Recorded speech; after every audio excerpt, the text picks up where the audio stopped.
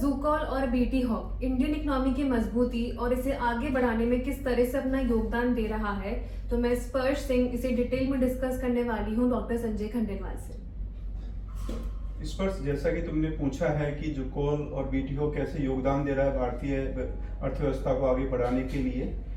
जुकोल बाहर के जो स्टूडेंट्स होते हैं उनकी हेल्प करके और फॉरेन करेंसी भारत में लेके आता है। बीटी हॉक रूरल इंडिया के लिए टैक्स अवेयरनेस का काम कर रहा है।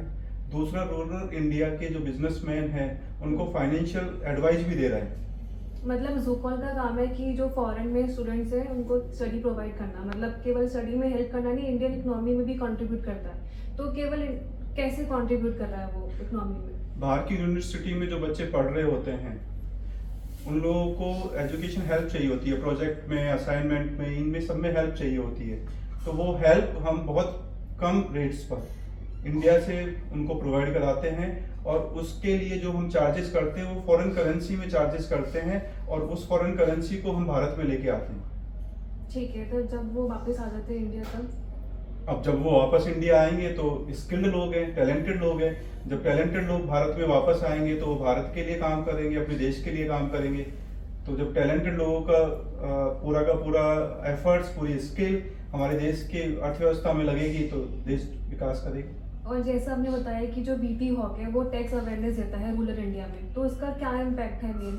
देखो, रूरल इंडिया में अगर आप देखना चाहेंगे तो आपको लगेगा कि वहां पर एक टैक्स अवेयरनेस नहीं है, टैक्स के बारे में जानकारी नहीं है, उनको टैक्स से एक फियर है, उनको डर लगता है।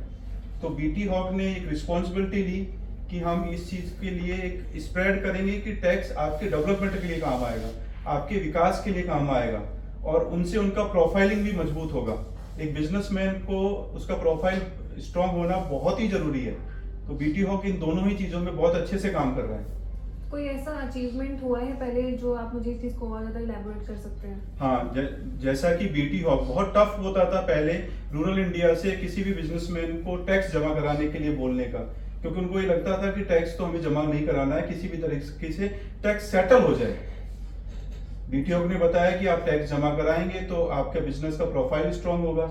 इसी अवेयरनेस को कंटिन्यूसली बताते हुए और उनको टैक्स जमा कराते हुए, जैसा कि पिछली बार लगभग 100 करोड़ का टैक्स भारत सरकार ने जमा कराया था, इस साल वो बढ़कर 128 करोड़ के आसपास हो गया है।